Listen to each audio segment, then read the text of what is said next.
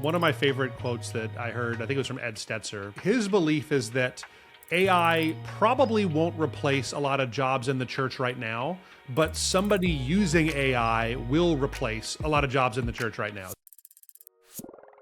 Like if you are totally resistant to it, say, I will not touch AI, I think that puts you in primary danger, I think, of like not having a job anymore within a church if you're totally opposed to any kind of touching of it there that way.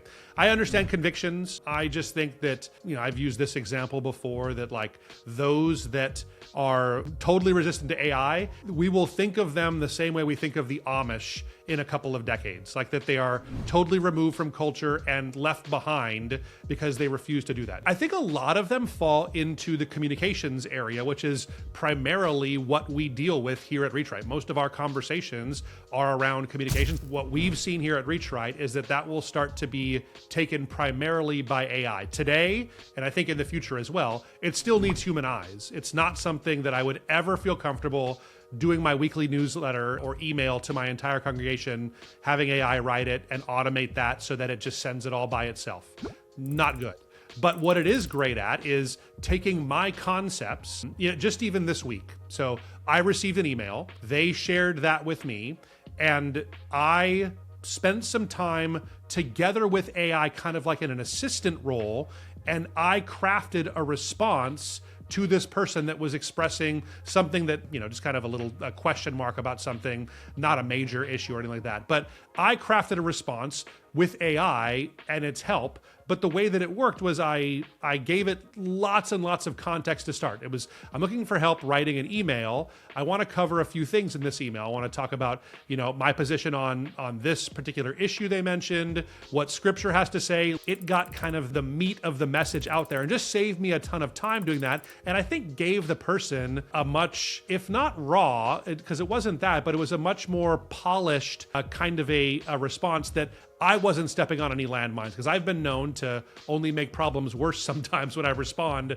to those kinds of emails there. So that's a communications idea. I think that a lot of people think, and we're talking in this context a lot about AI is going to help with time-saving type stuff. So I think that's true. It definitely does save time in things that used to take a lot of time, but I don't find myself any less busy, if I'm being really honest. I find that I just take more time to do things with more excellence, basically. So I find that I spend more time, like when I'm doing graphic work or those things, I just put out better quality. I don't just like put out the same quality much more quickly and spend more time playing video games or something like that, right? So I think especially when it comes to like church and those things. So one use case that I think it's useful for is, and I'm open about this, is early in my in my sermon writing process, never replacing the Holy Spirit, I use AI. And the main way I've been doing it lately is with kind of as a research assistant. So I built a skill in Claude. I'll leave a link to it down in the description. I did a whole video about how to install it and use it.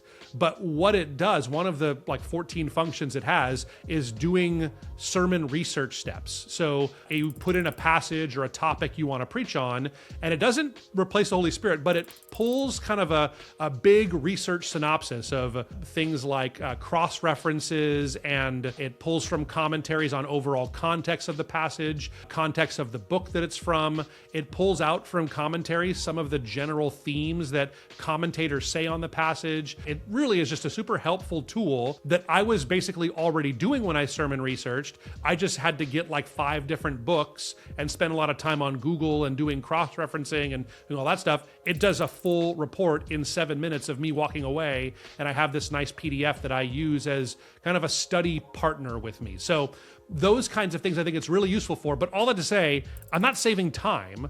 I'm just putting out better quality, I think, is what I'm doing. I don't just replace that time with leisure time. I actually lean in more into what only I can do, which is time with the Holy Spirit and prayer and observing the text and letting God speak to me in those things. It's been really refreshing, and I think it's put out a better product, personally. It's been good for me.